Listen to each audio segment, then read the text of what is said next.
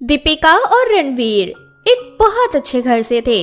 वो दोनों एक दूसरे को काफी पसंद किया करते थे, पर उन दोनों को डर था कि कहीं उन दोनों के रिश्ते के बारे में अगर घर वालों को पता चला तो वो उनके रिश्ते के खिलाफ न हो जाए। ऐसे ही एक दिन रणवीर, मुझे लगता है कि हम दोनों को एक दूसरे का साथ छोड़ देना चाहिए। पर तुम्हें ऐसा क्यों लगता है दीपिका कि हम दोनों को एक दूसरे के साथ नहीं रहना चाहिए? रणवीर, तुम बहुत अच्छे से जानते हो कि मैं तुमसे कितना प्यार करती हूँ और इसीलिए मैं तुम्हें खुद से दूर होने के लिए कह रही हूँ। जैसा कि तुम बताते हो कि तुम्हारी माँ की तबीयत तो खराब रहती है और वो तुम्हारी शादी अपनी कास्ट के लड़के से करवाना चाहती है। अगर उन्हें पता चला कि मैं दूसरी कास्ट की हूँ तो वो हमारी शादी के खिलाफ हो जाएंगी। दीपिका, मुझे बस तुम्हारा साथ चाहिए, बाकी मैं पूरी दुनिया से लड़ सकता हूँ। इस तरह से रणवीर और दीपिका अपनी समस्या का हल निकालने लगते हैं। अब समय यूं ही बीतता जाता है। एक दिन दीपिका कॉलेज के लिए निकल रही होती है कि तभी दीपिका के पिताजी उससे कहते हैं, दीपिका बेटा, आज तू कॉलेज की छुट्टी कर ले, क्योंकि आज तुम्हें लड़के वाले देखने के लिए आ रहे हैं। पिताजी, आपने तो मुझे इसके बारे में कुछ नहीं बताया। अब बता रहा हूँ ना, जा अब जाकर तैयार हो जा, लड़के वाले आते ही होंगे। दीपिका अपने पिता की इज्जत बचाने के लिए कॉलेज नहीं जाती और मौका मिलते ही रणवीर को फोन करके सारी बात बताती है। अब क्या था, अब जैसे ही रणवीर को पता चलता है कि दीपिका के पिता उसकी शादी करवाना चाहते हैं तो रणवीर बिना कुछ सोचे समझे दीपिका के घर आ जाता है और लड़के वालों के जाने के बाद डरते हुए दीपिका के पिता से बोलता है, माफ करना अंकल, पर मैं इस तरह से अचानक आ गया, पर आज मुझे आपसे बहुत जरूरी बात करनी है। अगर मैंने आज आपसे बात नहीं की तो बहुत देर हो जाएगी। बोलो बेटा, क्या बात करनी है? अंकल जी, मैं और दीपिका एक दूसरे से बहुत प्यार करते हैं और हम दोनों शादी करना चाहते हैं, पर मैं जानता हूँ हम दोनों की कास्ट अलग है, इसलिए आप और मेरी माँ इस रिश्ते को नहीं अपनाएंगे। पर मैं आपसे वादा करता हूँ कि मैं दीपिका को हमेशा खुश रखूंगा, उसकी आंखों में कभी आंसू नहीं आएंगे। प्लीज हमारे रिश्ते को अपना लीजिए। रणवीर की ये बात सुनकर दीपिका के पिताजी उसे गुस्से में देखने लगते हैं। रणवीर बहुत ज्यादा डर जाता है और दीपिका के पिताजी के पैरों में गिरकर उनसे अपने प्यार की भीख मांगता है, जिसके बाद दीपिका के पिताजी हंसने लगते हैं। ये देखकर दीपिका और रणवीर हैरान हो जाते हैं। क्या हुआ पिताजी, आप इस तरह से हंस क्यों रहे हैं? मैं तुम दोनों के चेहरे पर इस डर को देखकर हंस रहा हूँ। अरे मेरे बच्चों, तुम दोनों को क्या लगा कि तुम्हारे माँ बाप तुम्हारे इस रिश्ते को नहीं अपनाएंगे? माना कि हम पुरानी सोच के हैं, पर हम भी जानते हैं प्यार क्या होता है। हम कुछ समझे नहीं पिताजी।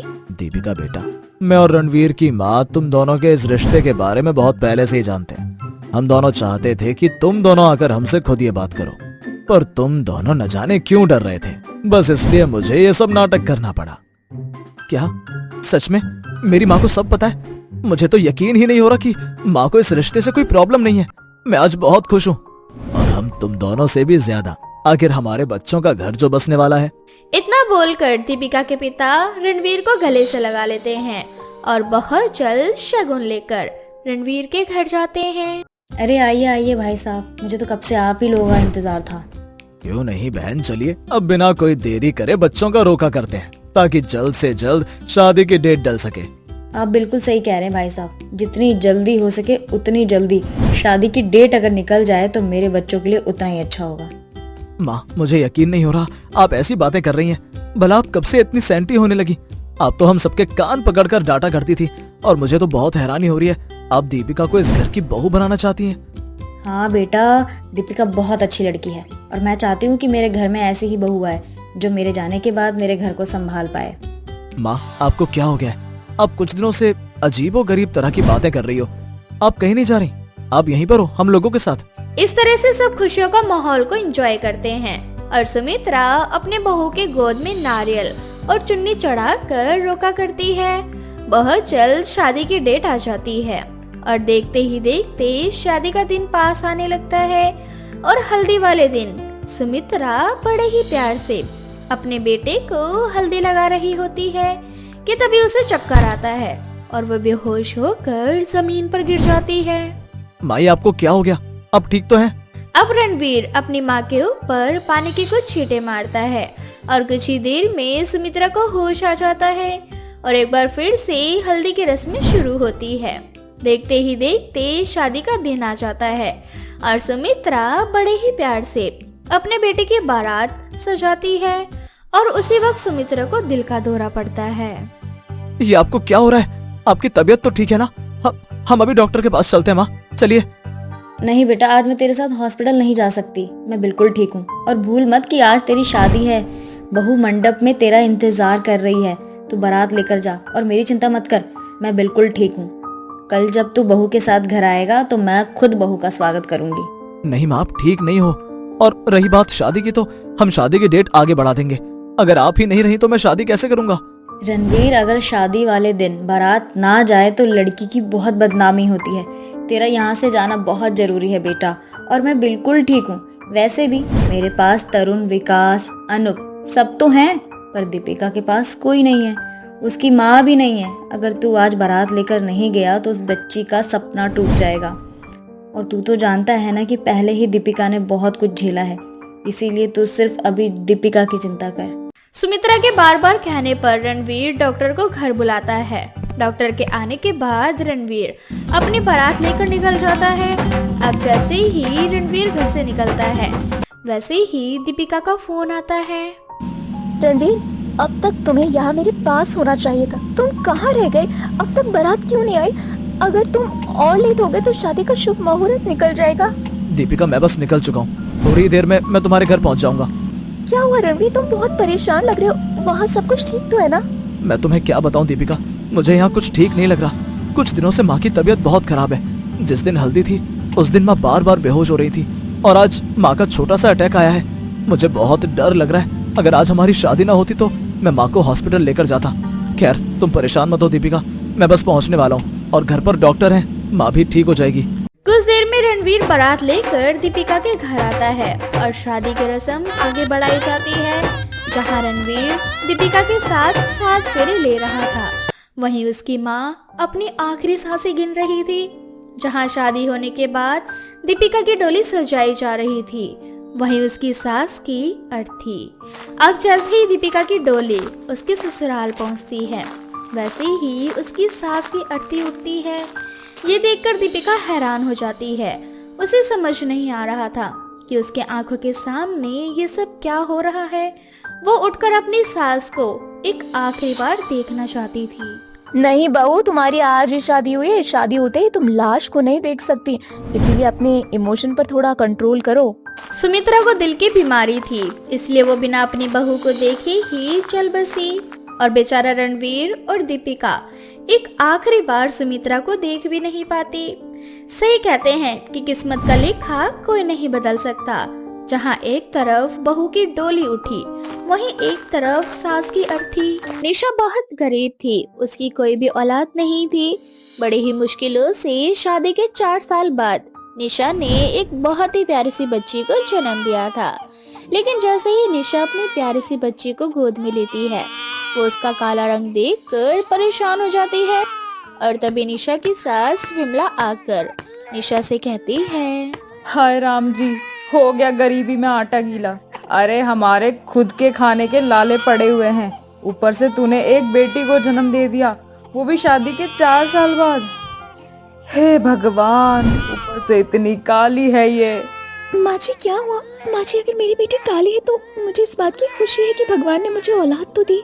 अरे बहू, ये औलाद नहीं बल्कि खर्चे का खजाना है। बेटी को पालना, उसकी शादी करना मामूली बात नहीं होती। और ऊपर से तेरी बेटी तो कोयले जैसी काली है। भला इस कलूटी से शादी कौन करेगा? मुझे तो अभी से सोच सोच के घबराहट हो रही है।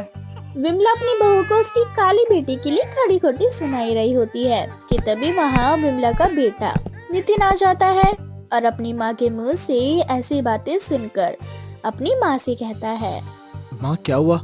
अगर मेरी बेटी काली है तो मैं भी तो काला हूँ।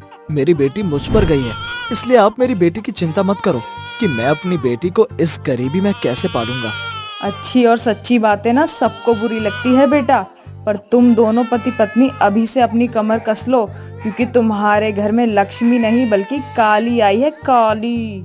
इतना बोलकर विमला मुंह फुलाकर बैठ जाती है और निशा से खफा खफा रहने लगती है।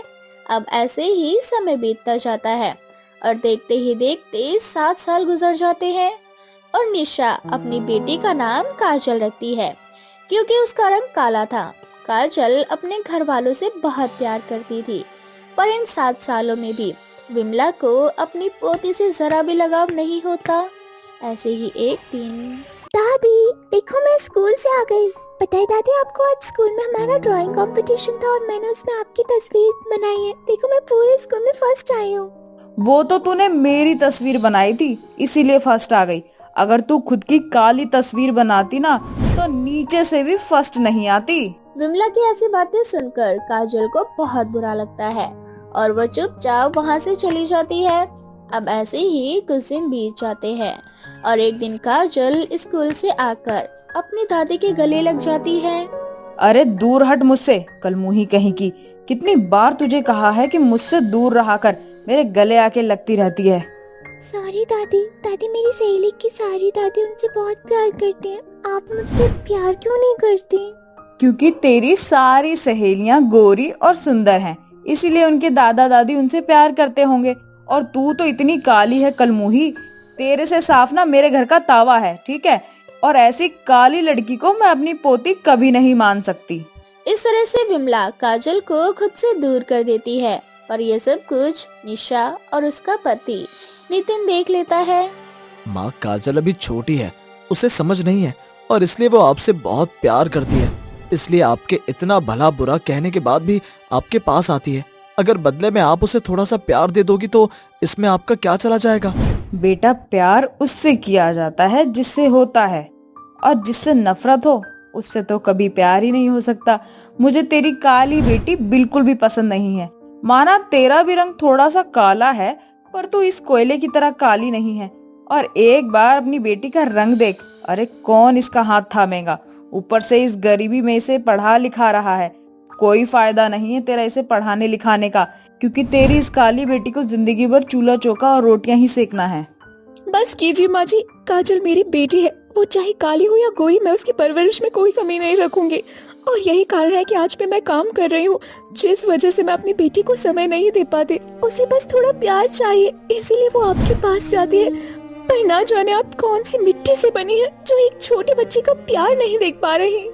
अपने बेटे बहू की बात सुनकर विमला मुंह बना लेती है। अब इसी तरह से कई दिन बीत जाते हैं और अचानक से विमला की तबीयत खराब हो जाती है, क्योंकि नितिन और निशा काम करते थे, इसलिए वो दोनों घर पर नहीं थे।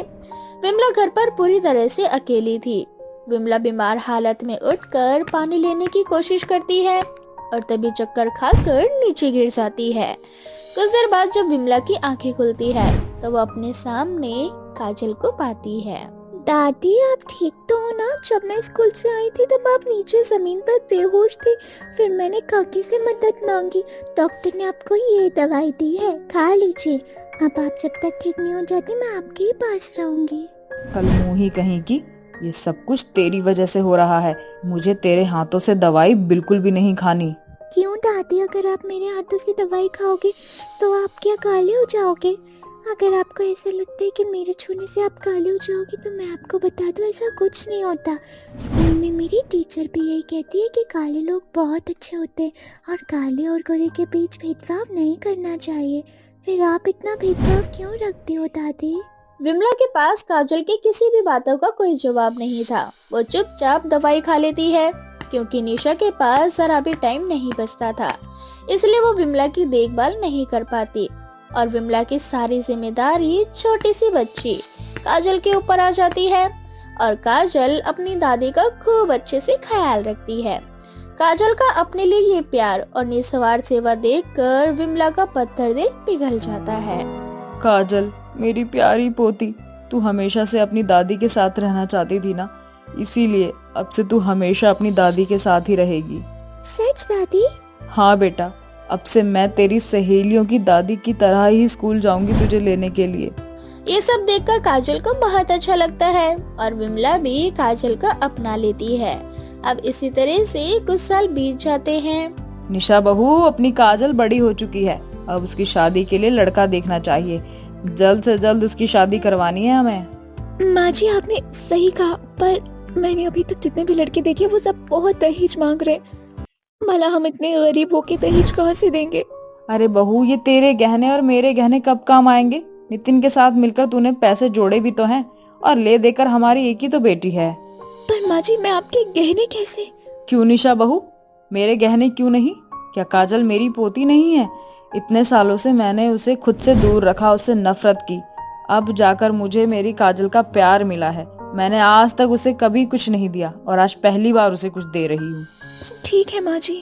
अब क्या था, अब विमला अपने सारे बचे हुए पैसे और गहने अपनी बहू को सौंप देती है, जिसके बाद निशा काजल की शादी एक बहुत ही अच्छे घर में करवाती है और काजल खुशहाल जिंदगी जीती है, जहाँ कोई भी उसे उसके काले रंग को लेकर भला बुरा नहीं कहता था। राधा और करण की अभी नई नई शादी हुई थी। करण राधा से बहुत प्यार करता था, पर शायद राधा नहीं, इसलिए करण जब भी राधा के पास आता तो राधा उससे नाराज हो जाती या उससे दूर हो जाया करती। ऐसे ही एक रात करण घर आता है। ऑफिस का काम ज्यादा होता है, इसलिए वो घर पर भी ऑफिस का काम करने लगता है। राधा, मेरा खाना कमरे में ले आओ, आज मुझे बहुत सारा काम है। ठीक है। अब राधा खाना लेने के लिए किचन में जाती है। उसे कमरे में खाना ले जाता देख राधा की सास कोमल राधा से कहती है, बहू आज तो खाना कमरे में ले जा रही है, करण आ गया क्या?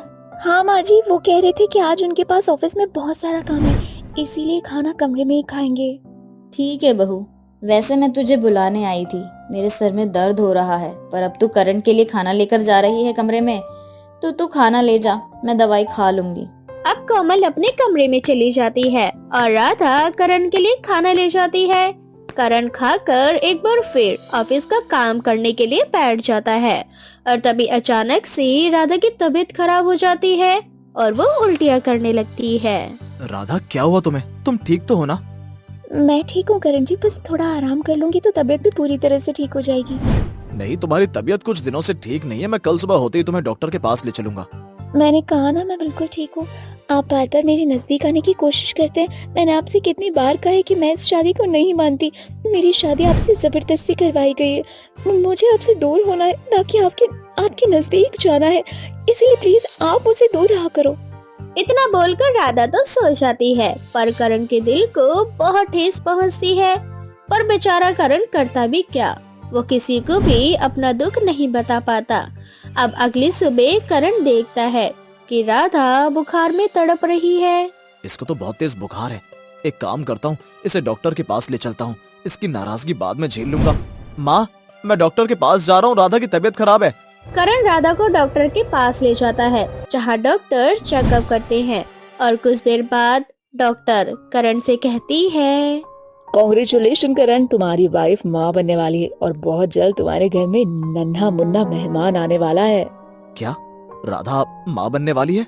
इतना बोलकर करण राधा को घर ले जाता है और जब राधा होश में आती है तो करण इस बारे में राधा से बात करता है। राधा, आज तुम्हें मेरे सभी सवालों का जवाब देना होगा।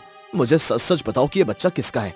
ये बच्चा मेरे बॉयफ्रेंड नीतीश का है। मैं और नीतीश एक दूसरे से बहुत प्यार करते हैं, पर मेरे घर वालों को नीतीश पसंद नहीं था, इसलिए उन्होंने जबरदस्ती मेरी शादी तुमसे करवा दी।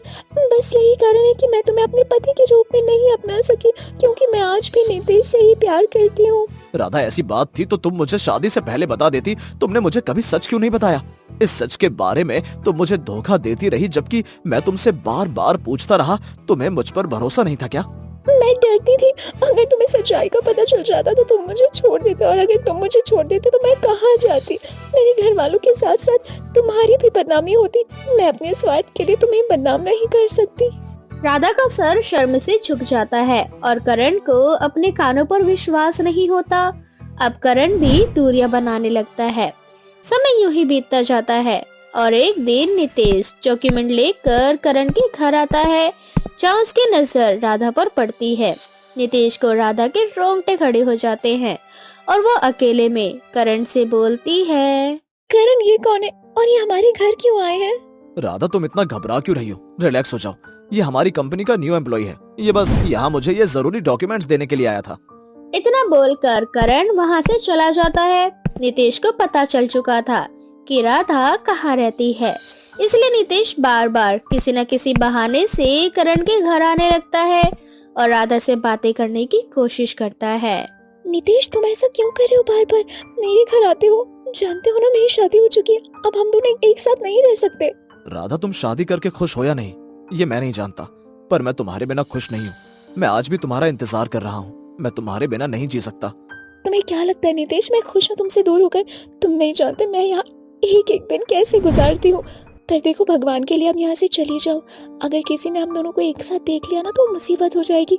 मैं तुमसे मिलने के लिए कल शाम को उसी कैफे में आऊंगी जहाँ हम दोनों मिला करते थे। राधा के समझाने पर नितेश वहाँ से चला जाता है और अगले दिन शाम को राधा नितेश से मिलने के लिए उसी कैफे में जाती है। नितेश तुम समझते क्यों नहीं हो, मेरी शादी हो चुकी है। अब हम इस तरह से छुप छुप कर नहीं मिल सकते। अगर किसी ने देख लिया तो तुम समझ सकते हो क्या होगा। राधा, मैं जानता हूँ, पर मैं क्या करूँ? मैं तुम्हें भूल नहीं पा रहा। भगवान ने आखिर हमारे ही साथ ऐसा क्यों किया? नितेश और राधा आपस में बात कर ही रहे होते हैं। तभी उसी कैफे में करण अपने कुछ क्लाइंट्स के साथ आता है, जहां वह राधा को नितेश के साथ देख लेता है। राधा, यहाँ नितेश के साथ दोनों के बीच चल क्या रहा है? मुझे पता लगाना होगा। करण राधा पर नजर रखने लगता है और करण को पता चल जाता है कि राधा का बॉयफ्रेंड कोई और नहीं बल्कि नितेश है और राधा उसे के बच्चे की मां बनने वाली है। सारा सच जानने के बाद करण राधा से कहता है, राधा, तुम्हें इस जबरदस्ती के रिश्ते में रहने की जरूरत नहीं है। मैं जानता हूँ कि तुम्हारा बॉयफ्रेंड कोई और नहीं नितेश है और तुम दोनों एक दूसरे से बहुत प्यार करते हो। तुम आज तक उसे भूल नहीं पाई हो और ना ही वो तुम्हें। करण, पर तुम्हें ये सब कुछ कैसे पता चला? राधा, सच कभी छुपता नहीं है और इसलिए मैंने फैसला लिया है कि मैं तुम्हारी एक बार फिर से शादी कराऊंगा और इस बार तुम्हारी शादी उससे होगी जिसे तुम चाहती हो। करण राधा से बहुत प्यार करता था और वह राधा की खुशी के लिए ये फैसला लेता है। पर जब करण के फैसले के बारे में घर वालों को पता चलता है तो सब करण से नाराज हो जाते हैं। करण, तेरा दिमाग खराब हो गया है क्या? तेरी बीवी माँ बनने वाली है और तू अपनी बीवी की शादी किसी और लड़के से करवाना चाहता है। आखिर क्या चल रहा है ये सब? माँ, हमारी शादी जबरदस्ती हुई है और राधा के लिए नितेश परफेक्ट है। वैसे भी मैं ये सब उसकी खुशी के लिए कर रहा हूँ और वैसे भी ये बच्चा मेरा नहीं है और मैं नहीं चाहता कि मैं एक बाप को उसके बच्चे से दूर करूँ। इतना बोलकर करण वहाँ से चला जाता है और बहुत जल्द वो राधा की शादी नितेश से करवा देता है। करण, मैंने तुम जैसा इंसान आज तक नहीं देखा। मैं तुम्हारा एहसान कभी नहीं भूलूंगा। आज तुमने सिर्फ मुझे मेरा प्यार नहीं बल्कि मेरी औलाद भी दे दी। नितेश, राधा और ये बच्चा तुम्हारा है। मैं तुम्हारे बीच में नहीं आना चाहता, इसलिए मैं तुम दोनों के रास्ते से हट गया और अब अपने छोटे से परिवार के साथ खुशहाल जिंदगी जी सकते हो। नितेश से शादी करके राधा अपनी जिंदगी की नई शुरुआत करती है और बहुत जल्द राधा एक बहुत ही प्यारी सी बच्ची को जन्म देती है, जिसके बाद वो पुरानी सारी बातों को भूल जाती है। राधा और करण की अभी नई नई शादी हुई थी। करण राधा से बहुत प्यार करता था पर शायद राधा नहीं, इसलिए करण जब भी राधा के पास आता तो राधा उससे नाराज हो जाती या उससे दूर हो जाया करती। ऐसे ही एक रात करण घर आता है। ऑफिस का काम ज्यादा होता है, इसलिए वो घर पर भी ऑफिस का काम करने लगता है। राधा, मेरा खाना कमरे में ले आओ, आज मुझे बहुत सारा काम है। ठीक है। अब राधा खाना लेने के लिए किचन में जाती है। उसे कमरे में खाना ले जाता देख राधा की सास कोमल राधा से कहती है, बहू, आज तो खाना कमरे में ले जा रही है। करण आ गया क्या? हाँ माँ जी, वो कह रहे थे कि आज उनके पास ऑफिस में बहुत सारा काम है, इसीलिए खाना कमरे में ही खाएंगे। ठीक है बहू, वैसे मैं तुझे बुलाने आई थी। मेरे सर में दर्द हो रहा है, पर अब तू करण के लिए खाना लेकर जा रही है कमरे में, तो तू खाना ले जा, मैं दवाई खा लूंगी।